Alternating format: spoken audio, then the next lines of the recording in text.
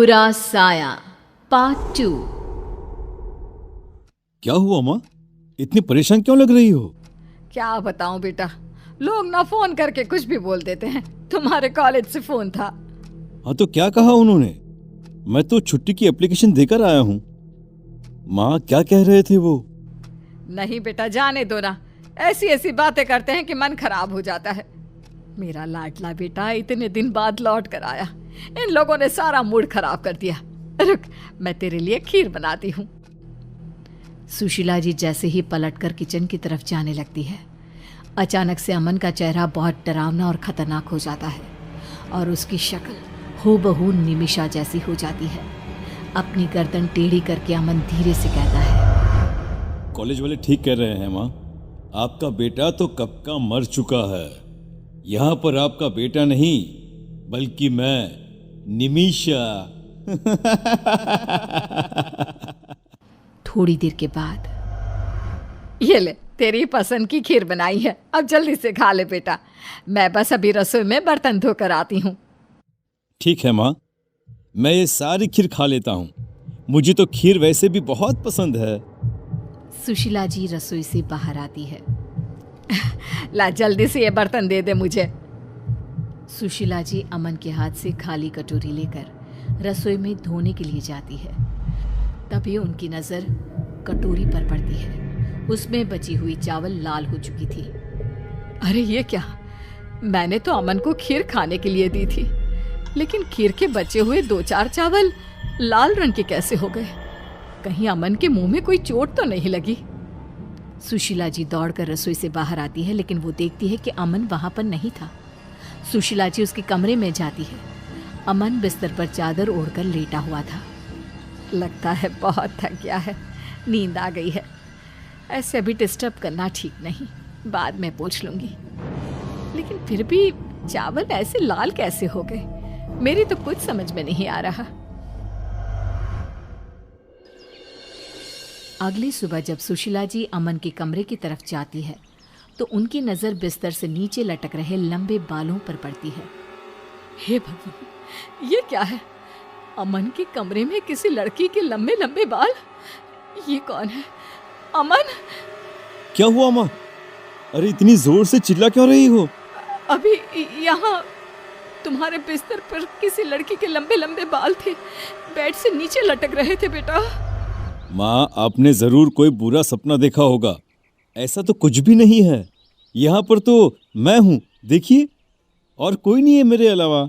पता नहीं बेटा क्या हो रहा है। तेरे कॉलेज वालों ने जब से बताया है कि आपका बेटा मर चुका है, तब से बहुत डर गई हूँ। मैं कल से बस वही सब सोचने में लगी हुई थी, शायद इसलिए मुझे ऐसा लगा होगा। तो असली बात ये है, इसलिए आप इतनी परेशान हैं। माँ मैं बिल्कुल ठीक हूँ, कुछ नहीं हुआ मुझे। भगवान तुझे हमेशा खुश रखे बेटा। पूरा दिन निकल जाता है।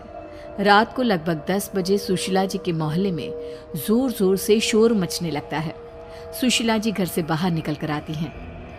अरे क्या हुआ, आप लोग इतना चिल्ला क्यों रहे हैं? अरे गजब हो गया, हमारे पड़ोस में रहने वाला महेश है ना, किसी ने उसे जान से मार दिया। अरे ऐसे कैसे? लेकिन इससे पहले तो कभी इस तरह की कोई घटना नहीं हुई।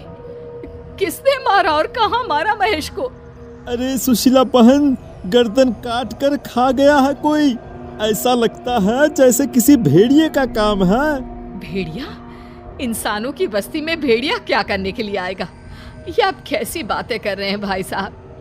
अरे सुशीला जी वो सही कह रहा है, खिड़की दरवाजे अच्छे से बंद करके सोइए। भगवान जाने कौन सी आफत आई है अब। जानती है, महेश के शरीर का सारा खून पी लिया था उस भेड़िए ने। सूखा कंकाल पड़ा मिला है। अभी थोड़ी देर पहले तो मैंने उसे देखा था, लगभग 8 बजे के आसपास दुकान से लौट कर आ रहा था और उसके बाद अपने ही घर के बाहर इस हालत में मिला है। भगवान भला करे, ऐसा कौन हत्यारा आ गया हमारे मोहल्ले में? अच्छे से दरवाजा बंद करके सो जाती हूँ। माँ आपको डरने की कोई जरूरत नहीं है, मैं हूं ना आपके पास। अच्छा ठीक है बेटा, तू अपने कमरे में जाकर सो जा, मैं भी जाकर सो जाती हूँ। सुशीला जी डर के मारे अपने कमरे में जाकर चुपचाप सो जाती है। अगली सुबह जल्दी उठती है और घर के काम करने लगती है। अमन अभी तक अपने कमरे में सोया हुआ था। सुशीला जी कपड़े धोने लगती है और तभी अचानक उनकी नजर अमन की शर्ट पर लगे खून के धब्बों पर पड़ती है। ये आजकल क्या हो रहा है? कहीं अमन को कोई बीमारी तो नहीं हो गई? पहले उसकी कटोरी में खून था और अब उसकी शर्ट पर खून के धब्बे लगे हुए हैं। आखिर बात क्या है? जाकर देखती हूँ। सुशीला जी चुपचाप अमन के कमरे की तरफ गई। उन्होंने देखा कि बेड पर कोई लड़की थी जिसके लंबे लंबे बाल लहरा रहे थे। उसका चेहरा दूसरी तरफ था। ये देखकर सुशीला जी बुरी तरह से डर जाती हैं। कौन हो तुम? कौन हो? और यहाँ मेरे बेटे के कमरे में क्या कर रही हो? तभी अचानक से वो लड़की पलट कर देखती है। वो लड़की और कोई नहीं बल्कि निमिषा थी, लेकिन आवाज अमन जैसी थी। निमिषा अमन की आवाज में बात करती है। क्या हुआ माँ? आप इतनी हैरान क्यों हैं? आप चाहती थी ना मैं लंदन से वापस आ जाऊं, तो मैं आ गया, लेकिन मरने के बाद। पागल हो गए हो तुम? और तुम कौन हो? तुम्हारा चेहरा मेरे बेटे से मिलता है। कहाँ है मेरा अमन? माँ, मैं अमन ही तो हूँ, बस मेरा शरीर निमिषा का हो गया है। ये निमिषा मुझे लंदन में मिली थी और जानती हैं, वो मर चुकी थी। बस मेरी आत्मा ने निमिषा का शरीर ले लिया, तो अब से आपके पास निमिषा और अमन दोनों रहेंगे माँ। और इतना कहकर निमिषा जोर जोर से हंसने लगती है। ये देखकर सुशीला जी वहां से भागने की कोशिश करती हैं, लेकिन निमिषा अपने लंबे बालों से एक रस्सी बनाकर सुशीला जी को पकड़कर खींच लेती है। माँ, आपको डरने की कोई जरूरत नहीं है। और खबरदार, जो घर से बाहर कदम निकाला तो आपने सुना नहीं, कल किसी ने महेश की गर्दन खा ली, उसे कच्चा चबा गया।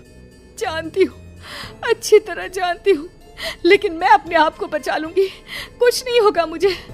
महेश की किसी से दुश्मनी होगी, इसलिए उसके साथ ऐसा हुआ होगा।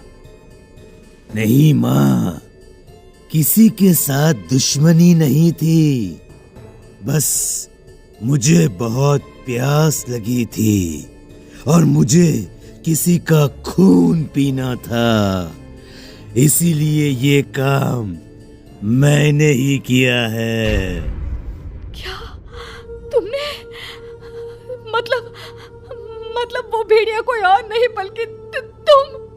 हाँ, भेड़िया कोई और नहीं बल्कि मैं हूँ। और जानती हैं, मुझे अब फिर से बहुत प्यास लग रही है, खून पीने का मन कर रहा है, और आप मेरी आंखों के सामने हैं, तो मैं किसी और के पास क्यों जाऊं?